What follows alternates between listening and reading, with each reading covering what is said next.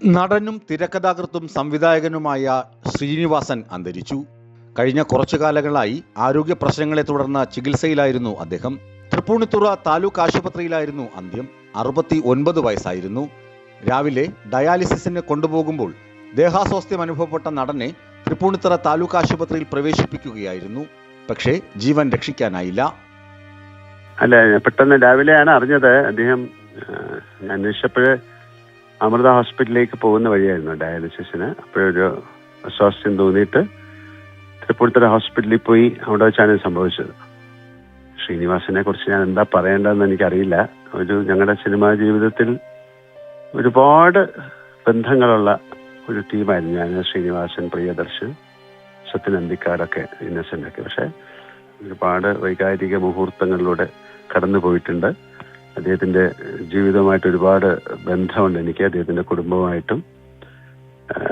Cinema നടൻ എന്നുള്ളതിലല്ല, ഞങ്ങൾ ചേർന്ന് ചെയ്തിരിക്കുന്ന സിനിമകൾ ഒരുപക്ഷെ മലയാള സൊസൈറ്റിക്ക് ഒരുപാട് സർക്കാസ്റ്റിക് ആയിട്ടുള്ള സിനിമകൾ സൊസൈറ്റിക്ക് നേരെ നമ്മൾ ചോദ്യം ചെയ്തിട്ടുണ്ട്. അതൊരു കാണുമ്പോൾ വളരെ തമാശ പടങ്ങളാണേലും അതിൻ്റെ ഉള്ളിലൊരു ഉൾക്കാമ്പുള്ള സിനിമകളായിരുന്നു ശ്രീനി എഴുതിയിരുന്നത്. സിനിമയെ വളരെ ഡിഫറെൻ്റ് ആയിട്ട് കണ്ട ആളാണ്. ജീവിതത്തെ വളരെ ഡിഫറെൻ്റ് ആയിട്ട് കണ്ട ആളാണ്. പ്രത്യേക സൗഹൃദം കാത്തു സൂക്ഷിക്കുന്ന ആളാണ്. വളരെയധികം ഹ്യൂമറിലൂടെ ജീവിച്ച ഒരാളാണ്. നഷ്ടപ്പെടുക എന്ന് പറയുന്നത് വലിയ സങ്കടം തന്നെയാണ്. പക്ഷെ അദ്ദേഹത്തിന് കുറേ കാലമായിട്ട് ഒരുപാട് അസുഖങ്ങളുണ്ടായിരുന്നു. അതിൽ നിന്നൊക്കെ എന്താ പറയുന്ന ഇങ്ങനെ മാറി മാറി വന്നുകൊണ്ടിരിക്കുന്ന സമയത്താണ് ഇത് സംഭവിച്ചത്. ഏകദേശം അരനൂറ്റാണ്ടുകാലം നീണ്ടുനിന്ന സിനിമാ ജീവിതത്തിൽ 200-ലധികം സിനിമകളിൽ ശ്രീനിവാസൻ അഭിനയിച്ചു. മദ്രാസിലെ ഫിലിം ചേംബർ ഇൻസ്റ്റിറ്റ്യൂട്ടിൽ നിന്ന് സിനിമാ അഭിനയത്തിൽ ഡിപ്ലോമ നേടിയ ശ്രീനിവാസൻ തുടക്കകാലത്ത് ഡബ്ബിംഗ് ആർട്ടിസ്റ്റ് എന്ന നിലയിലും പ്രവർത്തിച്ചിരുന്നു. സിനിമാ പഠനകാലത്ത് രജനീകാന്ത് ശ്രീനിവാസന്റെ സഹപാഠിയായിരുന്നു. 1977 P.A. ബക്കർ സംവിധാനം ചെയ്ത മണിമുഴക്കത്തിലൂടെയാണ് ശ്രീനിവാസൻ സിനിമയിൽ എത്തിയത്. പിന്നീട് 1984 ഓടരുതമ്മാവ ആളറിയാം എന്ന സിനിമയുടെ തിരക്കഥാകൃത്ത് എന്ന നിലയിൽ മലയാള സിനിമയിൽ ശ്രീനിവാസൻ വരവറിയിച്ചു. ശ്രീ കുറേ നാളായിട്ട് സൂര്യാതെ കിടക്കുകയായിരുന്നല്ലോ.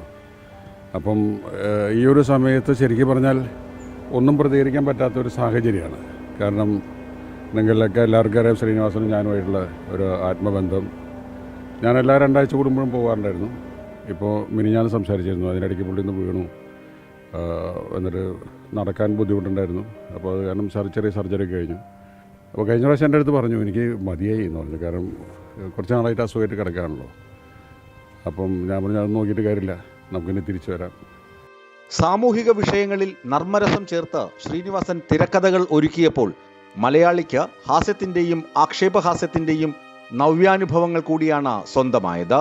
1989 പുറത്തിറങ്ങിയ വടക്കുനോക്കി യന്ത്രമായിരുന്നു ശ്രീനിവാസൻ ആദ്യമായി സംവിധാനം ചെയ്ത സിനിമ. മികച്ചൊരു സംവിധായകന്റെ വരവറിയിച്ച സിനിമയായിരുന്നു വടക്കുനോക്കി യന്ത്രമെങ്കിലും അഭിനയത്തിലും തിരക്കഥാ രചനയിലുമായിരുന്നു ശ്രീനിവാസൻ കൂടുതൽ ശ്രദ്ധ കേന്ദ്രീകരിച്ചത്. ശ്രീനിവാസൻ സംവിധാനം ചെയ്ത മറ്റൊരു ചിത്രമായ ചിന്താവിഷ്ടയായ ശ്യാമള മലയാളിയുടെ ജീവിത പരിസരങ്ങളിലെ കാപട്യങ്ങളെ ആക്ഷേപഹാസ്യത്തിലൂടെ വരച്ചിട്ടു.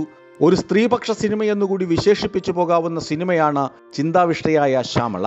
മലയാള സിനിമയിലെ ഏറ്റവും ചിന്തോദ്ദീപമായ സാമൂഹിക വിമർശന സിനിമകളുടെ പട്ടികയെടുത്താൽ നടൻ ശ്രീനിവാസനിലെ എഴുത്തുകാരന്റെ പ്രതിഭാവിലാസം വ്യക്തമാണ്. മലയാള സാഹിത്യത്തിന് വൈക്കം മുഹമ്മദ് ബഷീർ എന്തായിരുന്നു, അതായിരുന്നു മലയാള സിനിമയ്ക്ക് ശ്രീനിവാസൻ. അന്തരിച്ച ചലച്ചിത്ര നടൻ ശ്രീനിവാസന് മുഖ്യമന്ത്രി പിണറായി വിജയൻ അനുശോചനം അർപ്പിച്ചു. മലയാള സിനിമയിലും തമിഴ് സിനിമയിലുമുള്ള നിരവധി പേർ അന്തരിച്ച നടന് ആദരാഞ്ജലികൾ അർപ്പിച്ചു.